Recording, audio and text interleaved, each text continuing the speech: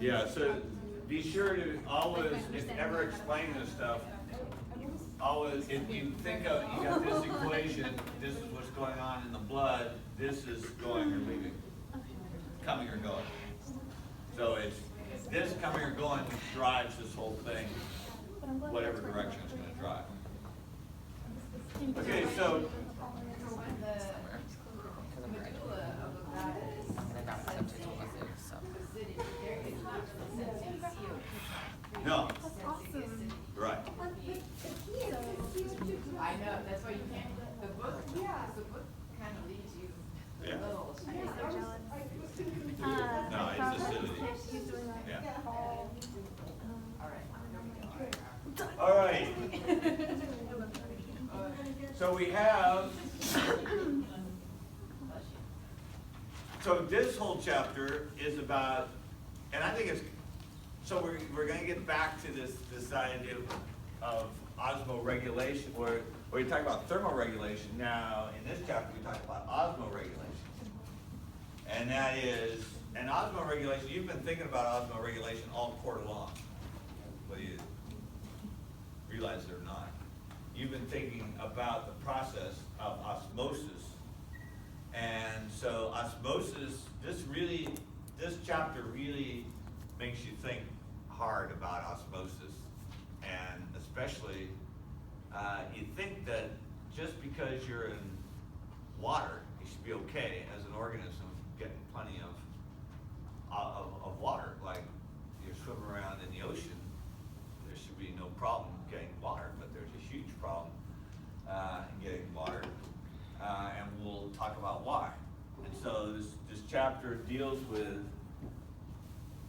with how do organisms maintain appropriate amounts of water in their systems. And we will, if you've hopefully started to read about this because you've been answering questions, and so you've got some sort of basic understanding of this already. But remember that if you're in fresh water, theoretically, you should have plenty of water there for you, and that's all cool, but that has its own problems. If you're in salt water, we'll see that has its own problems.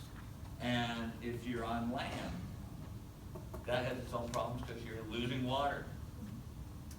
It turns out you're losing water in saltwater situations, you're losing water when you're on land for different reasons, but you're still losing water.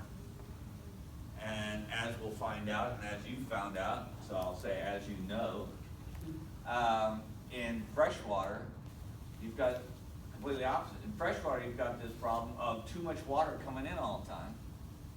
In salt water, for most organisms, they got the problem of losing water to the environment. And in land, you've got a problem of, in a big way, of losing water to the environment. So marine situations for a lot of organisms, as well as, and being on land, have similar issues. They're losing water to the environment. So, and this all gets back to osmosis. And remember, a lot of us think in osmosis about sugar, because a lot of experiments are done with sugar. In 160, we did a whole neat experiment where we put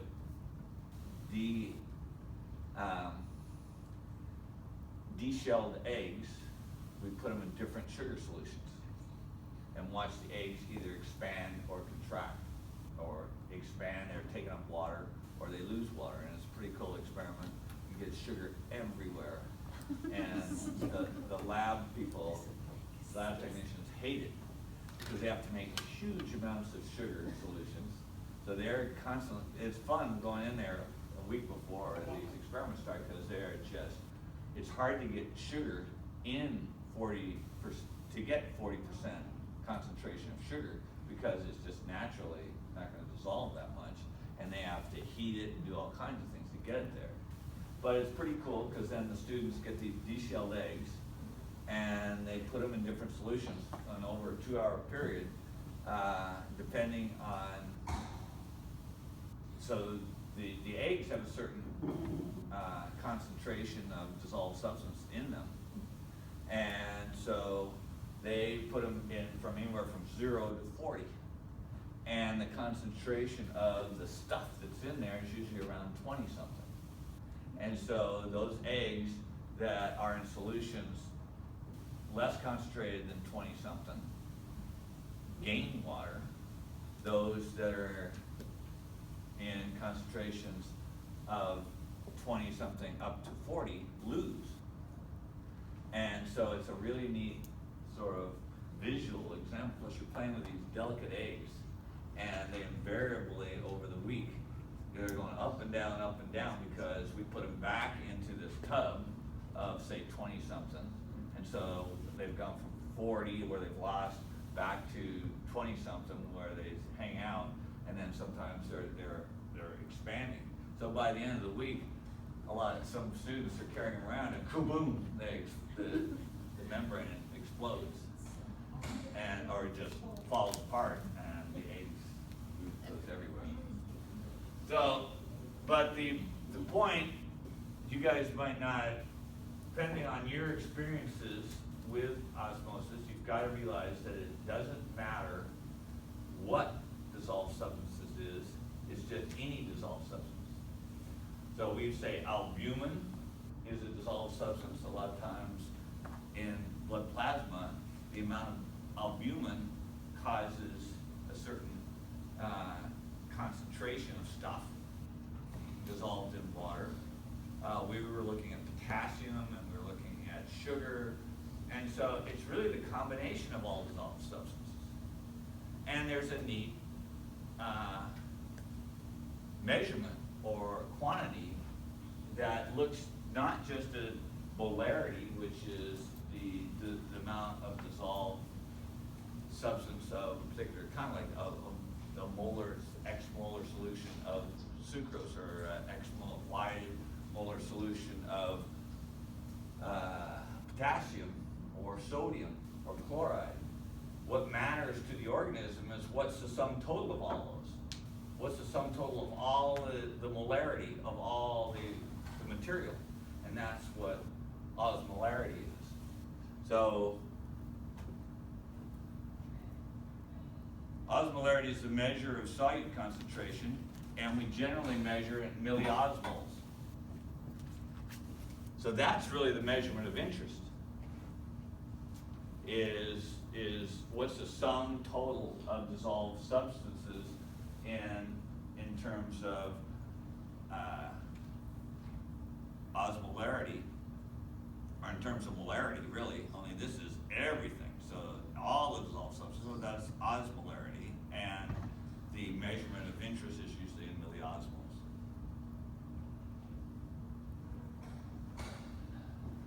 So if the amount of dissolved substances as measured in milliosmoles is higher here than here, there's going to be a net flow of water. So by knowing this value in sort of a molar value, then you can pretty much determine which way substances are going to go. And it's a much more robust and useful term, and the only useful term when talking about whether water is going to move or not. So you've got to look at if there are more milliosmoles over here than here, water's going this way.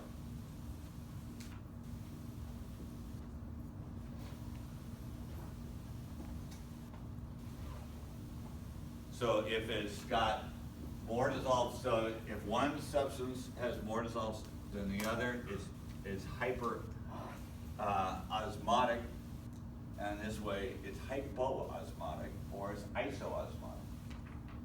Now you've learned the words hypertonic and hypotonic, but apparently that term pretty much should be restricted to, does the cell shrink or does the cell expand?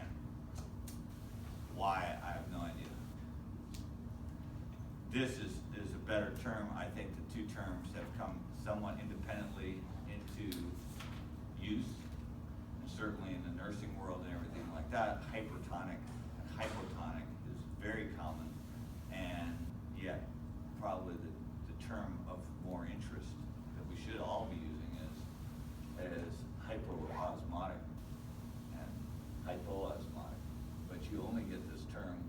start getting to, once we start talking about the kidneys, in almost any textbook I've ever seen. And we talked about water potential in plants, sort of, and the ionic, the potential of the water potential being pretty much what they're talking about here.